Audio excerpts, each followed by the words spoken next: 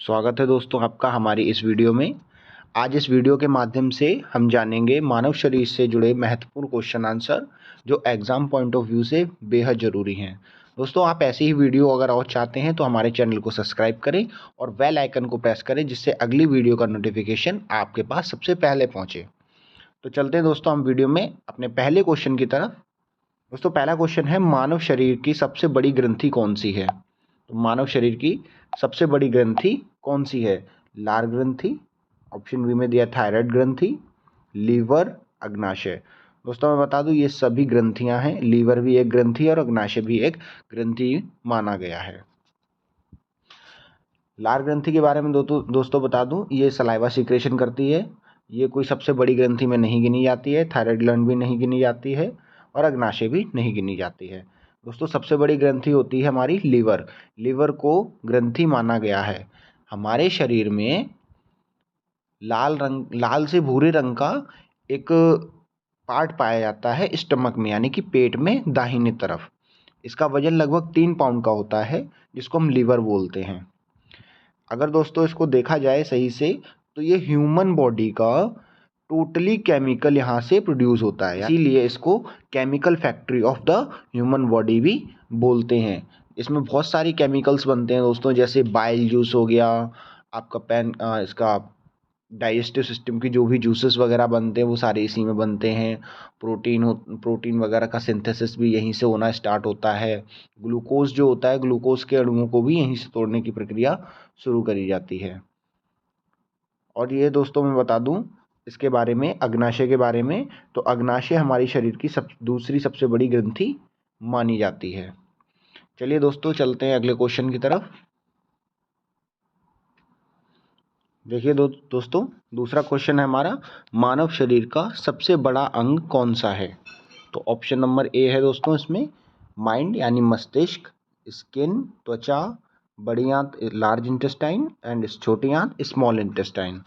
दोस्तों इसमें जो सबसे बड़ा हमारा बॉडी का पार्ट है ह्यूमन बॉडी में वो होता है स्किन, क्योंकि ये बॉडी में जितने भी हिस्से हैं, बाहरी हिस्से हैं, उन सभी को कवर करता है, शरीर को प्रोटेक्ट करता है। यह शरीर के वजन का लगभग 16% होता है। स्किन की अगर हम बात करें तो ये 16% होती है किसके? शरीर के वजन के अकॉर्डिंग। दोस्तों ये एक हमारे शरीर का सबसे लार्ज ऑर्गन है, क्योंकि ये हमारी पूरी बॉडी में जितने भी पार्ट्स हैं उन सभी को ये कवर करता है। हमारी पूरी बॉडी में चारों तरफ ये फैली हुई है एक लेयर की तरीके से, जिसकी वजह से दोस्तों इसमें बैक्टीरिया और काफ़ी सारे जो ऑर्गेनिज्म होते हैं वो हमारी बॉडी में ग्रोथ आसानी से नहीं कर पाएँ। बहुत सारे इसमें केमिकल्स रिएक्शन से भी बचाती है हमें, और हमारे टेम्परेचर को भी कुछ हद तक मेंटेन करने का काम करती है। दोस्तों अगर त्वचा की बात करें तो इसमें 3 लेयर होती हैं, डर्मिस, एपिडर्मिस और हाइपोडर्मिस। आप अगर चाहते हैं इसके बारे में, त्वचा के बारे में या किसी भी स्पेसिफिक आप बात करें किसी भी ऑर्गन की, तो प्लीज़ हमें कमेंट में बताएं, हम उसके बारे में पूरी डिटेल वीडियो बनाएंगे। अभी दोस्तों चलते हैं अपने अगले क्वेश्चन की तरफ, क्योंकि इस वीडियो में सारी चीज़ों को डिस्कशन करना पॉसिबल नहीं है, क्योंकि वीडियो बहुत लंबा हो जाएगा। तो दोस्तों हम अगले क्वेश्चन की तरफ चलते हैं अपने। मानव शरीर का सबसे छोटा अंग कौन सा है? हमने दोस्तों सबसे बड़े अंग की बात कर ली, अब हम बात करेंगे सबसे छोटे अंग की। तो आप खुद सोचिए कौन सा अंग हो सकता है। देखते हैं दोस्तों, अग्नाशय, पीनियल ग्रंथि, आँख, थायराइड ग्रंथि। यानी कि अग्नाशय को हम पैनक्रियास बोलते हैं। पैनक्रियास क्या करता है हमारी बॉडी में? ये हमारी बॉडी में इंसुलिन बनाने का काम करता है। एक हमारी बॉडी में ग्लूकोज बनता है और ग्लूकोज के डाइजेशन के लिए हमारा इंसुलिन बहुत ज़रूरी होता है। तो इसलिए इंसुलिन हमारा कौन बनाता है? पैनक्रियास। और पैनक्रियास में बीटा सेल्स इंसुलिन का निर्माण करने में हेल्प करती हैं। दूसरा है हमारा पीनियल ग्रंथि। ये शरीर की सबसे छोटी ग्रंथि है और सबसे छोटा अंग भी है, जो मस्तिष्क के बीचों बीच स्थित है। एक छोटे चीड़ के आकार की यह ग्रंथि होती है। इस ग्रंथि से मेलाटोनिन नाम का एक हार्मोन रिलीज होता है, जो नींद लाने, माइंड को रिलैक्स रखने और काफ़ी सारे प्रोसेस में, माइंड से रिलेटेड जो प्रोसेस होते हैं उनमें ये हेल्पफुल होता है। दोस्तों अगर नाइट में ज़्यादा देर तक हम जागते हैं, मेलाटोनिन हार्मोन है, इसको बनाना अप या डाउन कर देती है, जिसकी वजह से हमें नाइट में नींद नहीं आती है और काफ़ी हद तक हमें टायर्ड फील होता है। ठीक है दोस्तों, तो इसका सही आंसर क्या है? पीनियल ग्रंथि। आगे चलते हैं दोस्तों। जीवन की सबसे छोटी इकाई क्या है? दोस्तों आप सभी जानते हैं हमारे जीवन की जो पृथ्वी पर जीवन मौजूद है, इस जीवन की सबसे छोटी इकाई क्या है? देखते हैं दोस्तों ऑप्शन की तरफ। ऊतक, कोशिका, फंगस, प्रोटोजोआ। दोस्तों प्रोटोजोआ नहीं हो सकते हैं। दोस्तों अगर बात करें सेल की, तो सेल यानी कि कोशिका एक बहुत छोटा पार्ट होता है जो कि जीवित होती है, और बहुत सारी जब कोशिकाएं इकट्ठी हो जाती हैं, बहुत सारी कोशिकाएं इकट्ठी हो जाती हैं, तब बनता है हमारा एक ऊतक। ठीक है, तो इसका जो राइट आंसर है वो हो जाएगा हमारा कोशिका, यानी कि option number B is right हो जाएगा। कोशिका को जीवन की सबसे छोटी इकाई माना गया है, क्योंकि इसमें वो सारे प्रोसीजर होते हैं जो जीवन के लिए जरूरी हैं। इसमें सारे जो इनके ऑपरेटर्स होते हैं, न्यूक्लियस हो गया, गोल्जी काय हो गया, गोल्जी बॉडीज हो गई, आरएनए डीएनए होता है इसमें। और सबसे बड़ी बात, कोशिका अपने आप को डेवलप करती है, जिसकी वजह से हमारे शरीर में ग्रोथ होती है, हम बड़े भी होते हैं, शरीर का विकास होता है शारीरिक रूप से, जिसमें कोशिका का अहम भूमिका होती है।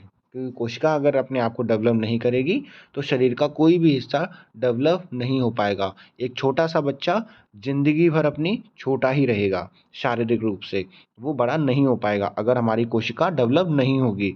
इसीलिए कोश सेल बनती है, सेल से डॉटर सेल बनती हैं, और मदर सेल से और भी सारे ऐसे टूटते टूटते काफ़ी सारे डॉटर सेल का निर्माण होता है। और ये एक बहुत सारी जब गुच्छे में हो जाती हैं तो उससे ऊतक का निर्माण होता है। तो सबसे पहले क्या बनती है? सेल। सेल आगे जाता है फिर टिश्यू बनाता है यानी कि ऊतक, और ऊतक काफ़ी सारे ऊतक जब इकट्ठे हो जाते हैं बहुत सारे, तो वो एक ऑर्गन बना देते हैं, ह्यूमन या फिर कोई भी ऑर्गन बना देते हैं। और बहुत सारे ऑर्गन जब इकट्ठे हो जाते हैं तो एक तंत्र बनाते हैं, जैसे हमारा डाइजेस्टिव सिस्टम हो गया, एक सिस्टम का निर्माण कर देते हैं। जैसे डाइजेस्टिव सिस्टम हो गया, यूरिनरी सिस्टम हो गया, कार्डियोवैस्कुलर सिस्टम हो गया, काफ़ी सारे सिस्टम है, तो वो बहुत सारे ऑर्गन मिल करके इसको सिस्टम में बदल देते हैं। अब जब बहुत सारे बॉडी सिस्टम मिलते हैं, बहुत सारे बॉडी सिस्टम आपस में मिलते हैं, तो वो होल ऑर्गेनिज्म का निर्माण करते हैं, जिससे कि हमारी बॉडी बनी हुई है, यानी कि हमारी एक बॉडी का निर्माण करते हैं बहुत सारे सिस्टम मिल करके। ठीक है दोस्तों, आपको क्लियर हुआ तो कोशिका हमारे जीवन की सबसे छोटी इकाई है। आई होप दोस्तों इतने सरल तरीके से पूरा समझ आया होगा। आई होप कि दोस्तों आपको पूरी तरीके से ये टॉपिक जो है समझ आ गया होगा। चलते हैं दोस्तों अगले क्वेश्चन की तरफ। अगला दोस्तों क्वेश्चन है, कोशिका का पावर हाउस किसे कहते हैं? कोशिका का पावर हाउस किसे कहते हैं? आमतौर पे दोस्तों हम पावर हाउस किसको कहते हैं? जहाँ से इलेक्ट्रिसिटी प्रोड्यूस होती है, यानी इलेक्ट्रिसिटी की सप्लाई जहाँ पर होती है, जहाँ से इलेक्ट्रिसिटी की सप्लाई हमारी पूरी सिटी में दी जाती है। ठीक है, उसको हम बोलते हैं पावर हाउस। अब कोशिका का पावर हाउस, कोशिका का पावर हाउस होता है दोस्तों जिससे हमारी पूरी सेल में, पूरी कोशिका में एनर्जी बनी रहती है, और वही एनर्जी हमारी इकट्ठी होकर के हमारी बॉडी को चलने में हेल्प करती है। ऑप्शन देखते हैं दोस्तों। ऑप्शन ए केंद्रक यानी कि nucleus, option B cytoplasm, option D mitochondria and cell wall. ये कोशिका भित्ति हो गई, यानी कि ये पूरी कोशिका होती है, और कोशिका के चारों तरफ ये जो मौजूद है यह सेल वॉल हो गई। इसमें जो लिक्विड भरा होता है वो हो गया साइटोप्लाज्मा, हमारा साइटोप्लाज्मा। इसमें एक होता है दोस्तों माइटोकॉन्ड्रिया नाम का एक पार्ट होता है, इसको हम माइटोकॉन्ड्रिया बोलते हैं। और एक छोटा सा इसमें न्यूक्लियस होता है जिसको हम केंद्रक बोलते हैं, ये हमारा न्यूक्लियस होता है दोस्तों। माइटोकॉन्ड्रिया जो पार्ट होता है ये हमारी पूरी सेल का माइटोकॉन्ड्रिया एनर्जी प्रोड्यूस करता है। यहाँ पर एनर्जी किस रूप में बनती है? एटीपी। आपने अगर दोस्तों पढ़ा हुआ है तो आपने ग्लाइकोलाइसिस के बारे में ज़रूर पढ़ा हुआ होगा। हाई स्कूल इंटर में ही आपको पढ़ाया जाता है कि ग्लाइकोलाइसिस नाम की एक साइकिल चलती है और एक क्रैब साइकिल चलती है। बहुत सारी साइकिल्स होती हैं जिनमें क्या होता है, एटीपी का निर्माण होता है। एटीपी मतलब एटीपी, एड्रीनो ट्राई फॉस्फेट। ये आंसर क्या हो जाएगा दोस्तों इसका, माइटोकॉन्ड्रिया। हम इसको सही आंसर मानेंगे क्योंकि कोशिका का पावर हाउस माइटोकॉन्ड्रिया को कहते हैं। आगे चलते हैं दोस्तों अपने अगले क्वेश्चन की तरफ। मास्टर ग्रंथि के नाम से जाना जाता है। क्वेश्चन पूछा गया है कि मास्टर ग्रंथि के नाम से जाना जाता है। लार ग्रंथि, लीवर, लीवर आप जानते हैं लीवर एक ग्रंथि होती है यानी कि यकृत, पिट्यूटरी ग्लैंड और थाइमस ग्लैंड। दोस्तों मैं आपको बता दूं, एक मास्टर ग्रंथि होती है यानी कि कोई ना कोई विशेष खासियत जरूर रखती होगी सारी ग्रंथियों के अलावा। दोस्तों बता दूं आपको, पिट्यूटरी ग्रंथि जो होती है यह मास्टर ग्रंथि में जुड़ी जाती है, बोली जाती है। इसको हम मास्टर ग्लैंड भी बोलते हैं। क्या खासियत होती है दोस्तों, ये मटर के आकार की एक ग्रंथि होती है। शरीर के बहुत सारे हिस्सों के लिए हार्मोन बनाती हैं कई सारी ग्लैंड्स, और उन सभी ग्लैंड्स को कंट्रोल करती है कौन सी, हमारी पिट्यूटरी ग्लैंड। इसलिए हमारी क्या हो गई, मास्टर ग्लैंड भी इसको बोलते हैं। चलिए दोस्तों अगले क्वेश्चन की तरफ चलते हैं। क्वेश्चन नंबर 7 क्या है, मानव शरीर की सबसे छोटी हड्डी का नाम क्या है। मानव शरीर की सबसे छोटी हड्डी कौन सी है, radius, stapes, femur, spinal cord.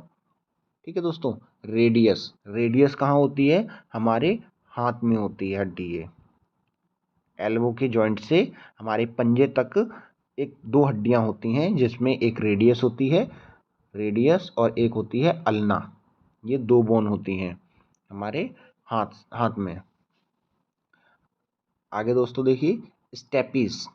Steppes दोस्तों ये हमारे कान के अंदर एक जो है बोन पाई जाती है। इस हमारे बेसिकली कान में क्या होता है दोस्तों, 3 बोन पाई जाती हैं, स्टेपीज, इंकस और मैलियस। ये 3 हड्डियां जो है हमारी उसमें पाई जाती हैं। दोस्तों अगर अब हम छोटी हड्डी की सबसे बात करते हैं तो वो स्टेपीज है, ये हमारे कान में पाई जाती है। अगली दोस्तों बात करते हैं फीमर। फीमर क्या होती है दोस्तों, हमारे पैर की सबसे ऊपर की हड्डी होती है।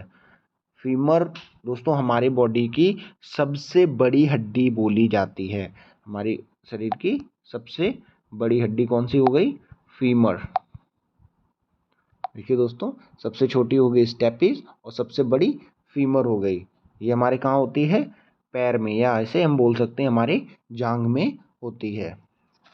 दोस्तों स्पाइनल कॉर्ड की अगर बात करें, स्पाइनल कॉर्ड क्या होता है दोस्तों, स्पाइनल कॉर्ड हमारी रीढ़ की हड्डी होती है। हमारे सिर से लेकर के पूंछ तक की जो हड्डी होती है उसको बोलते हैं स्पाइनल कॉर्ड। ये बहुत सारे छोटे छोटे मनकों से बनी होती है, इसलिए इसको पूरा कॉर्ड बोला जाता है। पेस मेकर किससे संबंधित है दोस्तों, पेस मेकर का नाम ज़्यादातर लोगों ने सुना होगा, आपने पिक्चर्स में भी देखा होगा कि इसको पेस मेकर लगा हुआ है, पेस मेकर हैक हो गया, ऐसे करके काफ़ी सारा आप लोगों ने सुना भी होगा।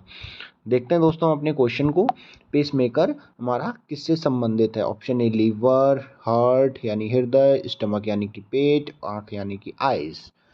दोस्तों मैं आपको बता दूं कि लीवर से संबंध नहीं रखता है, स्टमक से संबंध नहीं रखता है, आँख से संबंध नहीं रखता है, फिर किससे संबंध रखता है ये हमारा, यह हार्ट से संबंध रखता है।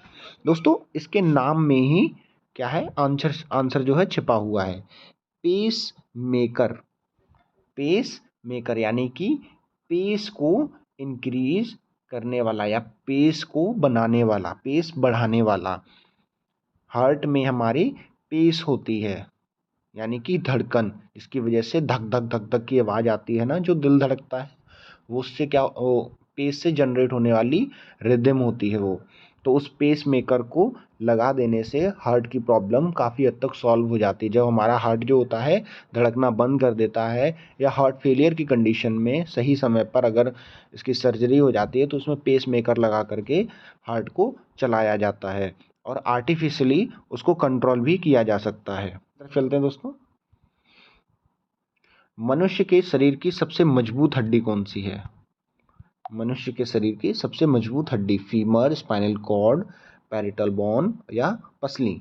पसलियां दोस्तों हमारी कमज़ोर होती हैं, और मैं बता दूं आपको, पसलियां जो हमारे शरीर में होती हैं वो 12 पेयर होते हैं, यानी कि 24, 12 पेयर या 24 हड्डियां होती हैं। कहाँ पे? पसलियों की। ये पसलियों की संख्या है। और पैराइटल बोन दोस्तों हमारे बॉडी में 2 होती हैं। हमारे माइंड में जो मस्तिष्क के ऊपर हेलमेट टाइप का बना हुआ होता है हड्डियों का, उसमें पैराइटल बोन होती हैं। पसलियाँ होती हैं 24 और पैराइटल बोन होती हैं 2।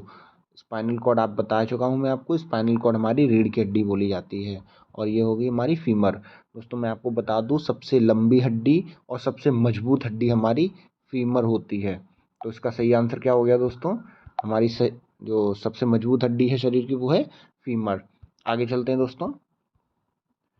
क्वेश्चन नंबर 10 है दोस्तों, शरीर में रक्त की मात्रा शरीर के वजन के कितने प्रतिशत होती है? यानी कि आपका जो शरीर का वजन है, आपकी जो बॉडी वेट है, उसके अपेक्षा जो रक्त है वो कितने % है, यह इसमें पूछा गया है। एक नॉर्मल ह्यूमन में, स्वस्थ मनुष्य में, उसके वजन का कितने प्रतिशत रक्त होता है? वो होता है दोस्तों 7%। 7% रक्त होता है। और बाकी परसेंट में हमारे और चीज़ें आती हैं, जैसे वाटर हो गया, बोन्स हो गए, मसल्स हो गए, टिश्यूज़ हो गए, तो वो सारी चीज़ें इसमें आती हैं। आगे चलते हैं दोस्तों। अगर दोस्तों यहाँ पे अगर हम बात करें रक्त की, ब्लड की, तो ब्लड में दोस्तों काफ़ी सारे कंपोनेंट्स होते हैं। ब्लड को अगर ब्रीफली अगर हिस्ट्री करनी है तो बहुत ज़्यादा टाइम लगेगा। पूरा एक इसमें होल लेक्चर हो सकता है और बहुत बड़ा लेक्चर हो सकता है, लेकिन फिर भी हम दोस्तों इसमें शॉर्टकटली बात कर लेते हैं।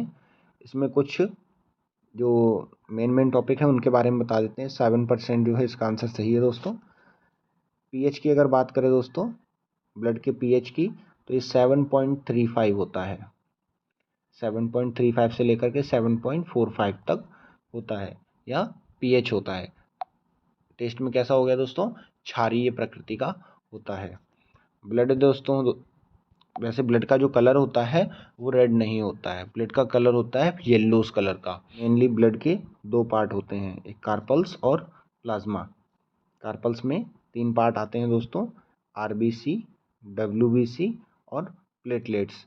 हमारा प्लाज्मा होता है, इसमें भी 3 पार्ट आते हैं प्लाज्मा में।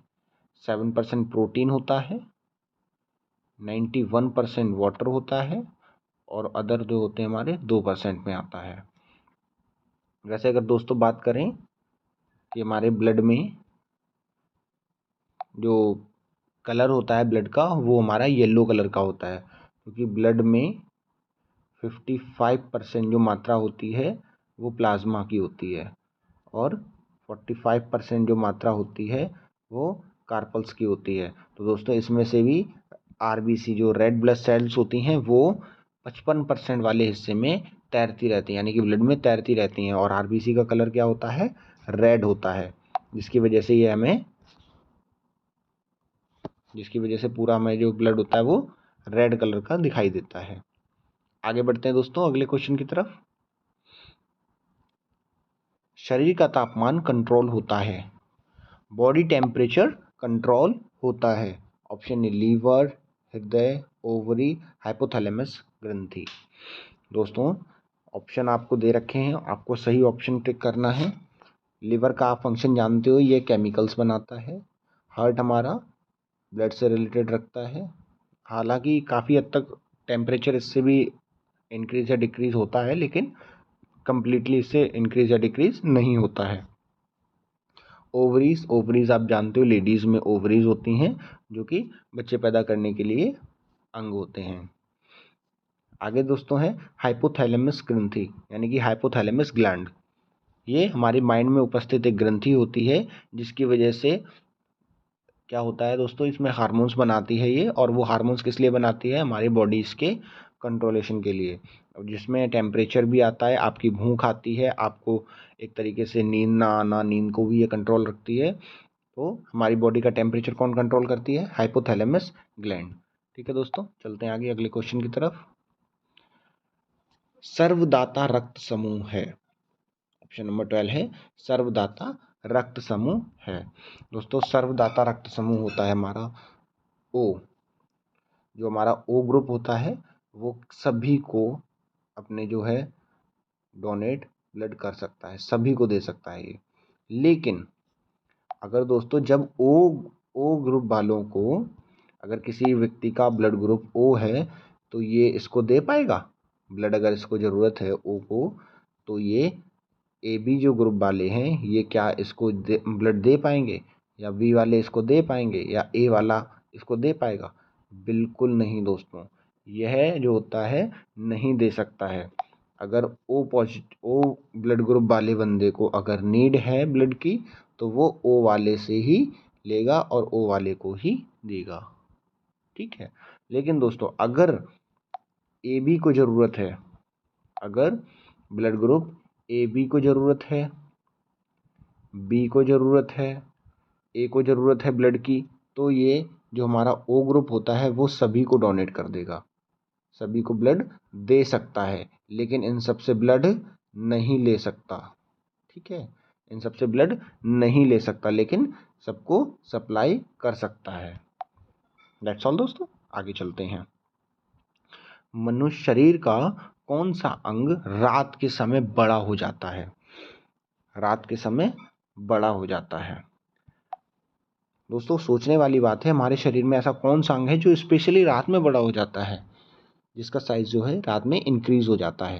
ऑप्शन ए किडनी, कान, आँख, लीवर। दोस्तों इसका सही आंसर है वो है हमारा आँख। आँख में उपस्थित कॉर्निया इसकी एक खासियत होती है कि यह अंधकार में स्वतः ही बड़ी हो जाती है, और जैसे ही प्रकाश की उपस्थिति होती है तो ये स्वतः ही छोटी हो जाती है, यानी कि सिकुड़ जाती है। तो आँख की हमारी एक खासियत होती है कि यह जो कॉर्निया होती है आँख की, यह अंधकार में स्वतः ही बड़ी हो जाती है, यानी कि यह हमारी बड़ी हो जाती है। लेकिन जैसे ही लाइट होती है तो ये क्या करती है, कॉर्निया जो होती है ये सिकुड़ने लगती है, ये सिकुड़ जाती है, जिसकी वजह से ये छोटी हो जाती है। इसलिए दोस्तों बोलते हैं रात के समय में कॉर्निया जो होती है वो फैल जाती है, प्रकाश में अंधकार में स्वतः ही बड़ी हो जाती है, ठीक है दोस्तों। ये हमारा राइट आंसर क्या हो गया दोस्तों, आँख। आगे चलते हैं दोस्तों हम अपने अगले क्वेश्चन की तरफ, यानी कि लास्ट क्वेश्चन की तरफ। एक स्वस्थ मनुष्य का तापमान कितना होता है? वेरी सिंपल क्वेश्चन है दोस्तों। आप सभी को इस क्वेश्चन का जो आंसर है वो कमेंट बॉक्स में देना है, और हम इस वीडियो के लास्ट में आपसे जो हमने क्वेश्चन पूछा हुआ है इसका आंसर हम अगली वीडियो के स्टार्टिंग में देंगे। देखते हैं दोस्तों कितने लोग इसका सही आंसर दे सकते हैं। आपका आंसर क्या होगा हमें बेहद इंतज़ार रहेगा इसका, और आप अगली वीडियो में अपने सही आंसर को जानेंगे। हम नाम भी अनाउंस करेंगे कौन कौन से लोगों ने, कितने लोग हैं जिन्होंने सही आंसर दिया है। मिलते हैं दोस्तों, तब तक के लिए जय हिंद।